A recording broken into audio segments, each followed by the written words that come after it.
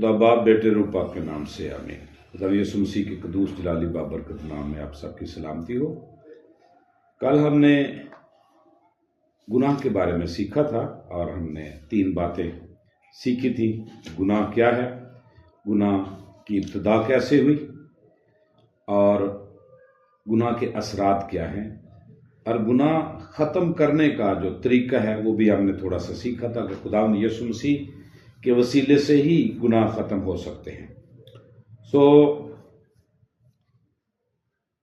لازمی ہے کہ ہم آج اس کو مزید آگے سیکھیں کہ گناہ کا جو علاج خدا نے ہمارے لیے کیا وہ خدا کی محبت ہے۔ پرانے عہد نامے میں جو الفاظ گناہ کے علاج کے لیے استعمال ہوئے ہیں، اس کا مطلب ہے کھلی جگہ پر اور آزادی کے ساتھ کسی کھلے ماحول میں لے آنا۔ زبور 18 کی 36 آیت میں لکھا ہے کہ خدا ہمیں کشادگی بخشتا ہے۔ زبور 66 میں اور اس کی 12ویں آیت میں لکھا ہے کہ خدا ہمیں آزادی بخشتا ہے، ہمارے پاؤں کو پھسلنے سے بچاتا ہے۔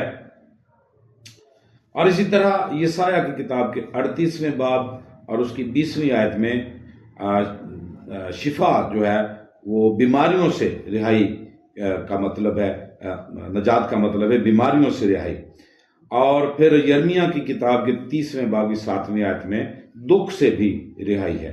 اسی طرح یسایہ 43ویں باب اور 11ویں آیت میں ایک خاص بات لکھی ہے۔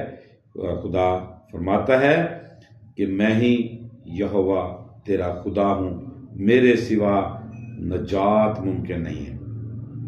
یعنی خدا نے یہ سارا انتظام کیا اور بنی نوع انسان کے لیے کیا، بنی نوع انسان کی بہتری کے لیے کیا۔ یہ خدا کی محبت ہے۔ بعض دفعہ ہمیں یہاں پر یہ سیکھنے کی بات ہے کہ بہت سارے لوگ جو ہیں، بہت سارے ایماندار جو ہیں، وہ اس بات کا پرچار کرتے ہیں کہ جب بہت سارے نبیوں کو خدا نے بھیجا، موسیٰ کو بھیجا، ایلیا کو بھیجا اور بہت سارے نبیوں کو بھیجا، لیکن گناہ کا علاج ممکن نہ ہو سکا تو خداوند یسوع مسیح کو بھیجا گیا۔ یہ ایک بات بالکل تھیولوجیکلی غلط ہے، یہ ایک بدعت ہے۔ اس سے ہم مسیح کی الوہیت کا انکار کرتے ہیں، ہم خدا کی خدائی کا انکار کرتے ہیں، ہم خدا کو ایک فعل اور ناکام خدا کی طور پر پیش کرتے ہیں، ہم خدا کی ازلیت کو بھی ماننے سے انکار کرتے ہیں، ازلی ارادے کا انکار کرتے ہیں، اور ہم یہ سمجھتے ہیں کہ خدا جب ناکام ہوا تو پھر اس نے اپنے بیٹے کو بھیجا۔ یہ بالکل غلط بات ہے۔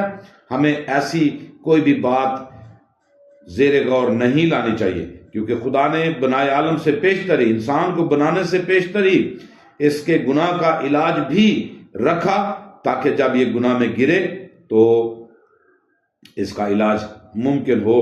اور وقت آنے پر، جب وقت پورا ہو گیا، خدا نے اپنے ٹھہرائے ہوئے وقت کے مطابق اپنے بیٹے کو بھیجا تاکہ گناہ کا علاج ہو سکے۔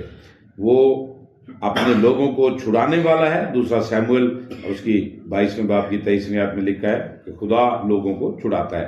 عہد عتیق میں یہ تصور ہے کہ خدا نے اس انتظام کیا، سب کو چھڑایا، اور پھر ایک نئی دنیا بھی وجود میں آئے گی، بس جس میں امن، سلامتی، تحفظ، خوشحالی، خوشی اور سکون ہوگا۔ یسایہ کی کتاب کے 9ویں باب کی 6 آیت میں آج ہم دیکھتے ہیں کہ خدا نے یہ ممکن کیا۔ اور یاد رکھیں کہ یہ نجات مسیح کے وسیلے سے ملے گی اور تمام اقوام عالم کو دی جائے گی۔ اس تصور کے مطابق نجات خدا کی طرف سے ہے اور وہ اسی میں نجات ممکن بناتا ہے۔ مستقبل میں بھی وہ حتمی نجات دے گا۔ تاہم عہد جدید میں اس کو اور بھی واضح کیا گیا اور لفظ سوتیریا استعمال کیا گیا۔ اس میں روحانی اور اخلاقی پہلوؤں پر زور دیا گیا۔ یسوع مسیح نے یہ لفظ ایک ہی بار استعمال کیا ہے زکائی کے حوالے میں کہ آج ہی اس گھر میں نجات آئی ہے۔ تو یاد رکھنے کی بات ہے، خداوند یسوع مسیح نے بے شک یہ لفظ ایک ہی بار استعمال کیا ہے، لیکن یاد رکھیں کہ خداوند یسوع مسیح نے لوکا کی انجیل کے 4 باب کی 18ویں آیت میں یہ فرمایا کہ وہ غریبوں کو خوشخبری دینے، قیدیوں کو رہائی، اندھوں کو آنکھیں، کچلے ہوئوں کو آزاد کرنے اور صالح مقبول کی منادی کرنے کے لیے آیا ہے۔ ہمیں یہ یاد رکھنے کی ضرورت ہے، ہمیں یہ پہچاننے کی ضرورت ہے، آج بھی وہی خدا ہے۔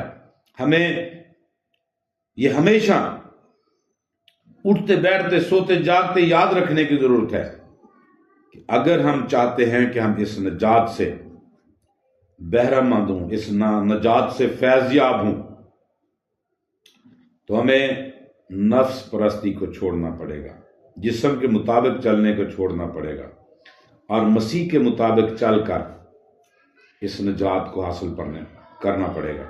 مسیح کے مطابق، مسیح کو قبول کر کے، مسیح کو اپنی زندگیوں میں لا کر، خوشخبری پر ایمان لا کر چلنا پڑے گا۔ یاد رکھیں کہ یہ نجات جو ہے اس دنیا میں، اس زمین پر حتمی نہیں ہے۔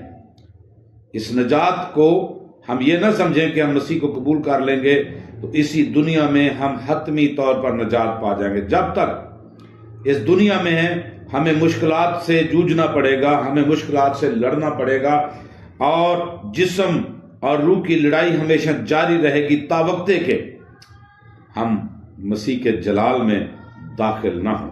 اس لیے ہمارے لیے موقع ہے، اس بھید کو سمجھنے کی ضرورت ہے، یہ ہمارے لیے چیلنج ہے، ہمارے لیے سبق ہے کہ اگر ہم مسیح کی محبت میں آگے بڑھیں گے، مسیح کے اقوال پر عمل کریں گے، تو آج ہی اس نجات میں شامل ہو جائیں گے، اور خداوند اس نجات سے ہمیں بہرہ مند کرے گا، یہاں بھی اور اخیر زمانے میں بھی، اور حتمی طور پر بھی۔